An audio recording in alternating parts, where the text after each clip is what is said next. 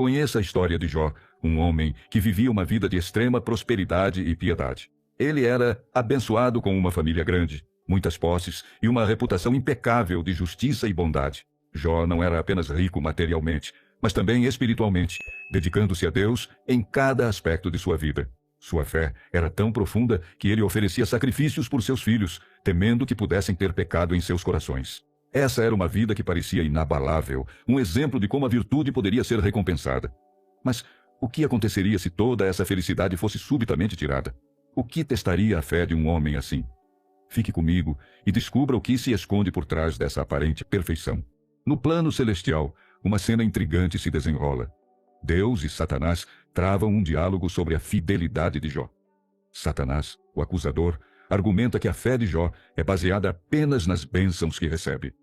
Ele te teme porque o abençoas, diz Satanás.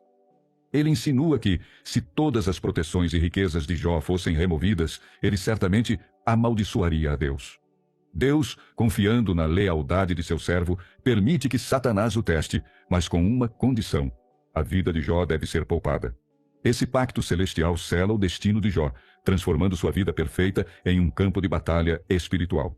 O que virá a seguir abalará não só a vida de Jó, mas a nossa compreensão sobre a fé. O primeiro teste está prestes a começar. E o pesadelo começa. Em um único dia, Jó recebe uma série de notícias devastadoras.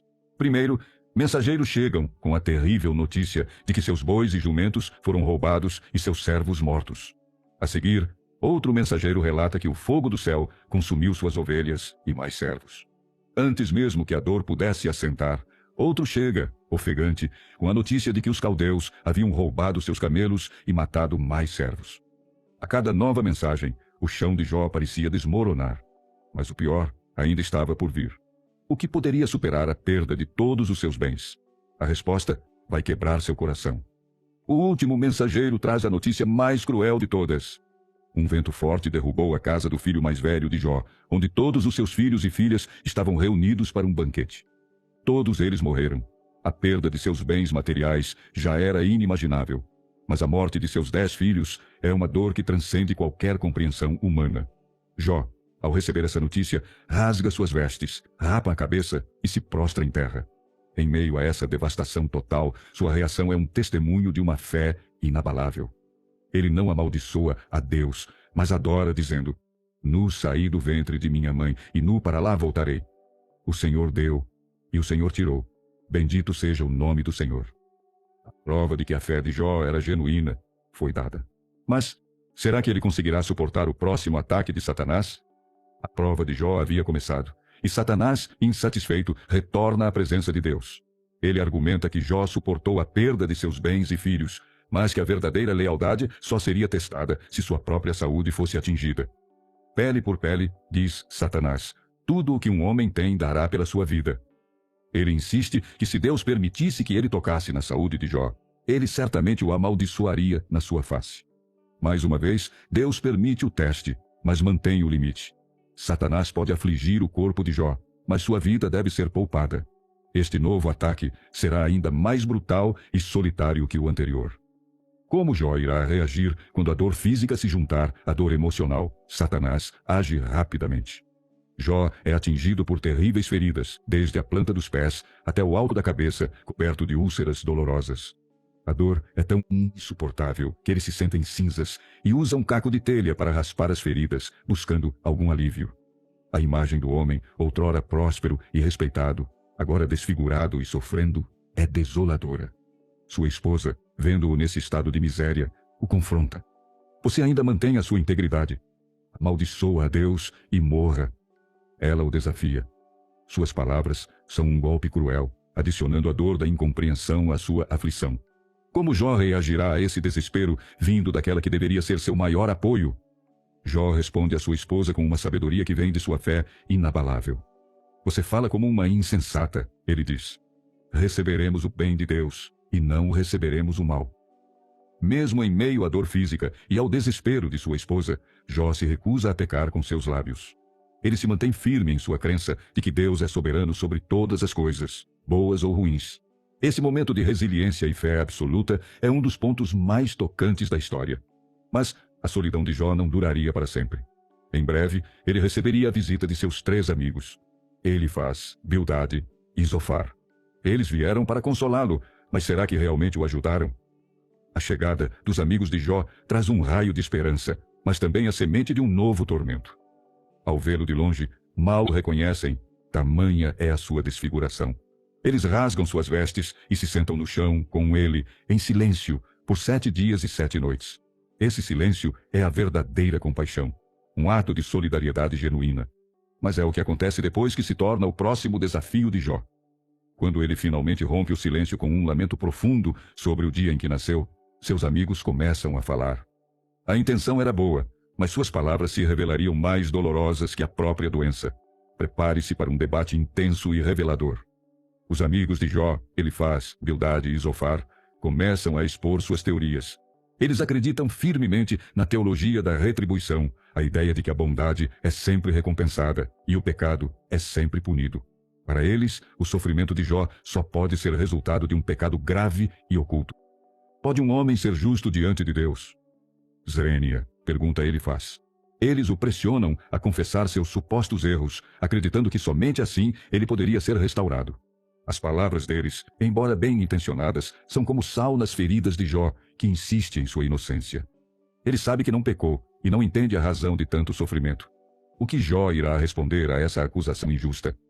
Jó responde a seus amigos com uma mistura de angústia e indignação. Ele clama a Deus pedindo para ser julgado por ele, pois sabe que sua consciência está limpa. Ele questiona a lógica de seus amigos, apontando que na vida real nem sempre os justos são recompensados e os ímpios são punidos. Jó expressa uma profunda perplexidade com o silêncio de Deus e a aparente falta de justiça no mundo. Ele lamenta sua condição, desejando a morte em alguns momentos, mas em outros reafirma sua esperança em Deus. É uma batalha de argumentos e crenças que revela a complexidade da fé. Mas o que Jó fará quando a dor se tornar insuportável? O debate entre Jó e seus amigos continua, com cada um repetindo suas posições. Elifaz, Bildade e Zofar se revezam, insistindo que Jó deve ter pecado e que a única saída é o arrependimento. Jó, por sua vez, defende sua inocência com fervor e clama por uma audiência com Deus, pois somente ele pode dar a resposta que seus amigos não têm. Ele está desesperado para entender a razão de seu sofrimento. Em meio a essa discussão, Jó declara uma de suas mais famosas frases: "Eu sei que o meu Redentor vive e que por fim se levantará sobre a terra." Essa declaração de fé é um farol de esperança em meio à sua escuridão, mas a questão permanece: Deus responderá ao seu clamor? Depois que os 3 amigos de Jó se calam, exaustos com a teimosia de Jó, surge um jovem chamado Eliú. Ele estava presente durante toda a discussão, mas havia se calado por respeito à idade dos mais velhos. Eliú argumenta que tanto Jó quanto seus amigos estão errados. Ele repreende Jó por sua autojustificação e seus amigos por sua incapacidade de entender que Deus pode usar o sofrimento não apenas como punição, mas também como um meio de purificação e crescimento. Eliú sugere que o sofrimento pode ser uma forma de Deus falar conosco, nos corrigindo e nos ensinando. Suas palavras trazem uma nova perspectiva para a discussão, mas ainda não é a resposta final. A resposta virá de um lugar totalmente inesperado. O momento que Jó tanto esperava finalmente chega. Deus responde, mas não de uma maneira que ele poderia prever. Ele surge do meio de um redemoinho, não para dar explicações, mas para questionar Jó sobre sua própria sabedoria. Deus, com uma voz poderosa, começa a fazer perguntas sobre a criação do universo. Onde você estava quando lancei os fundamentos da terra? Diga-o, se é que você tem entendimento. Ele questiona Jó sobre o poder do mar, as estrelas, a neve, a chuva e a vida selvagem. A magnitude da criação de Deus é colocada diante de Jó, mostrando a ele a sua própria limitação e pequenez. A resposta de Deus não é lógica, mas sublime. O que Jó dirá em sua defesa agora? Diante da majestade e do poder de Deus, Jó se humilha. Ele reconhece a sua insignificância e a sua incapacidade de compreender os planos divinos. Eu sou indigno, ele diz. O que posso te responder? Ponho a mão sobre a boca. A arrogância e a teimosia de Jó se desvanecem diante da grandeza de Deus.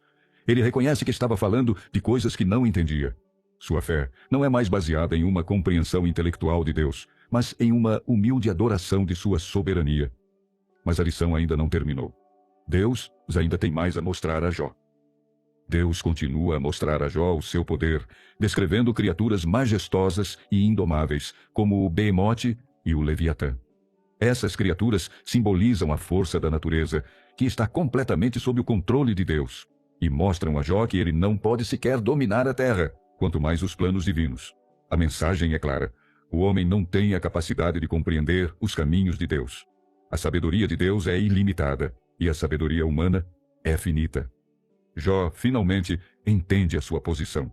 Ele se arrepende de sua insistência em questionar a Deus. Sua fé se torna mais forte e mais pura, baseada na confiança cega na sabedoria divina. O que acontece agora com Jó, que sofreu tanto e manteve sua fé? A história ainda tem mais um capítulo. A jornada de Jó chega ao seu clímax. Depois de seu arrependimento e humildade, Deus restaura sua vida de uma forma surpreendente.